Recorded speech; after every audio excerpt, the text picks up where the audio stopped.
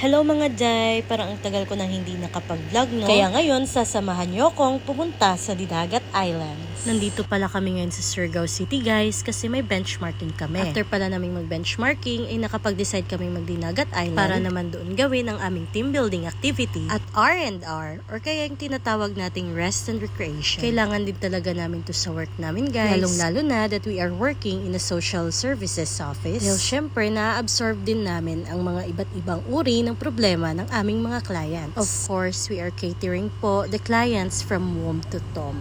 Kaya dito sa trabaho namin, bawal po talaga dito yung mga walang pasensya. So ayan po, from Surigao City, sasakay po tayo ng bangka papuntang Dinagat Island. Bago ang lahat, let's pray muna bago bumiyahe. You, dear Lord, please preserve all of us to travel on board MV Bells Liner. Ayan, we're ready to go. Medyo nahihilo na ako dyan, guys, kaya kinain ko na lang muna. Huwag nyo na lang pansinin yung bilbil ko dahil pinagpaguran ko yan.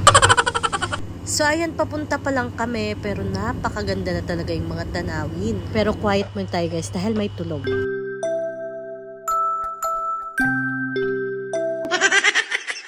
Hayaan nyo na lang siya, guys, dahil bihilo talaga yung friendship ko na yan. Malapit na pala kaming makarating dito sa Dinagat Islands. Yung babayaran nyo lang pala sa bangka is 200 pesos per head. Ayan, guys, sa wakas nakarating na din after 1 hour or 1.5 hour. Sorry, hindi ko na masyadong matandaan, guys, dahil medyo nahihilo na ako dyan. At parang inaaliw ko na lang yung mata ko sa tanawin. Ayan, nagsisibabaan na yung mga gorgeous kong ka-workmate. Ito pala yung port nila dito. Ayan. Mga ka-workmate ko, naglalakad kanya-kanyang dalang bag. Ayan, sobrang napakaganda ng view, guys. Nakaka-excite talaga. Habang naglalakad kami, nakita pala namin tong castle. Of course, pupuntahan natin yan, guys. But before that, ida-drop muna namin tong mga bag namin at iba pang mga gamit dun sa pag-iistihan namin.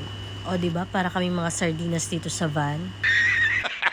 Pero hayaan nyo na, tipid-tipid tayo, guys. Kasi syempre, marami tayong paggagastusan. So ayan, hanggang dito na muna. See you sa next vlog. Bye!